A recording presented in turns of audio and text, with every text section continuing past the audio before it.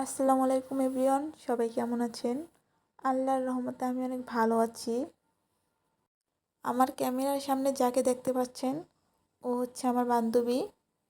ওর আজকে বিয়ে। ও বিয়ের আগেই বলছিল ও আমার ভাবির কাছ থেকে সাজবে। তাই তো বিয়ের দিন সকাল সকাল চলে আসলো। তো ভাবির সাথে আমিও একটু হেল্প করলাম। আর ও এত খুশি কেন জানেন? ওর ভাই ওর জন্য কিউট একটা ছেলে ঠিক করে রাখছে, তাই এত মেয়েটা হাসি খুশি।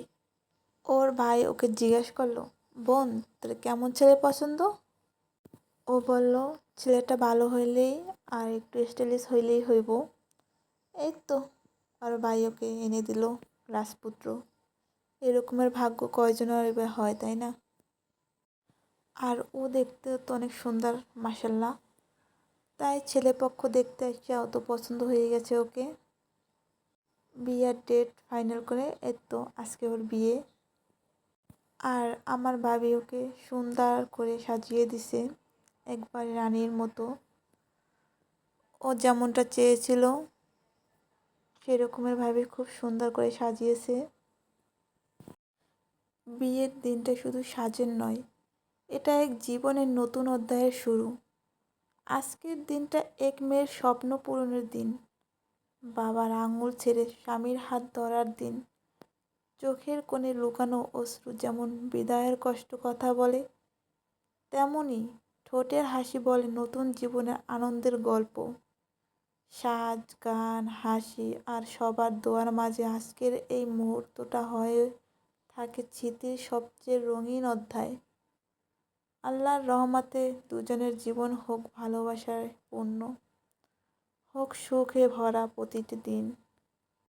কথা বলতে বলতে আমি একটু ইমোশনাল হয়ে গেছি। কি আর করার, আমি তো একটা মেয়ে, তাই না? ইমোশনাল তো হওয়ারই কথা।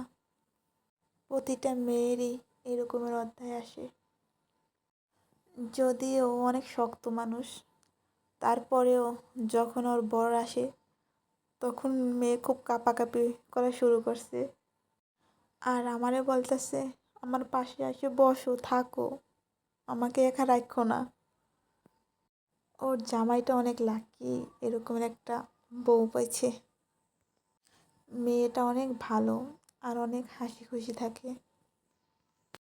ওর জন্য সবাই দোয়া করবেন, ও যেন সারা জীবন হাসি খুশি থাকতে পারে এভাবে। এই তো কথা বলতে বলতে ওর সাজানো শেষ। এবার শাড়িটা পরিয়ে ফাইনাল লুক দেখতে পাবেন। বাকি ভিডিও দেখতে হলে চোখ রাখেন পরের ভিডিওতে। টাটা, আল্লাহ হাফেজ, বাই বাই।